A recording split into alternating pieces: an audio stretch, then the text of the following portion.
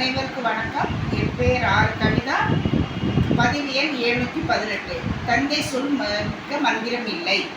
ராமர், என் பிரியமான மக்களே, என் தந்தை சொல்லை காப்பாற்ற நான் கடமைப்பட்டிருக்கேன். அதை நீங்கள் தடுக்கக்கூடாது. என் தம்பி பரதன் மிகவும் அன்பிற்கு நான் எதிர்பார்க்கும் பரிசாகும் என்றார்.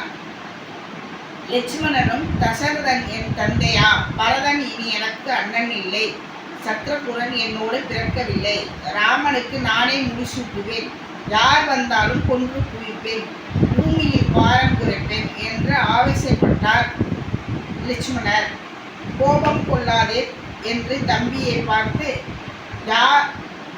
யாராலும் மூடாத காலம் கடைத்திறன் என் முன்பு எழுந்தான்.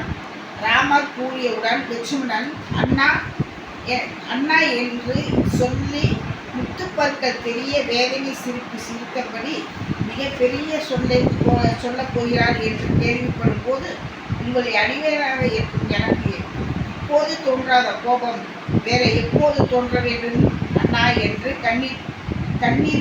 கண்ணீருடன் மல்க கேட்டார்.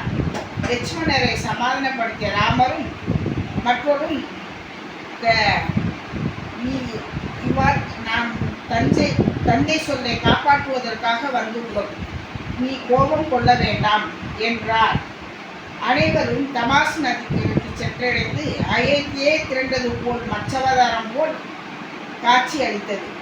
சுமித்திரரும், ராமா, பட்டாபிஷேகத்திற்கு அழைத்து செல்ல வேண்டிய நான் இப்படி காட்டில் விட்டு செல்கிறேனே என்று தலையில் விழுந்து புரண்டு அழுகிறார். ராமர், ஏன் அழுகிறீர்கள்? நாளை பட்டம் ஏற்பது என் அன்பு தம்பிதானே என்றார். சக்கரவர்த்தி கேட்டால் நான் என்ன சொல்ல என்றார். சுமித்திரர், காற்றிற்கு அனுப்பியதாக எண்ண வேண்டாம். தந்தை சொல்லை காப்பாற்றுவதற்காக நான் வந்துள்ளேன் என்று சொல்லுங்கள். 14 ஆண்டுகள் கழித்து நான் வந்துவிடுவேன். வந்து நான் அயோத்தியை ஆட்சி செய்வேன் என்று அரசரிடம் சொல்லுங்கள் என்றார். நன்றி, வணக்கம். ஸ்ரீராம ஜெயம்.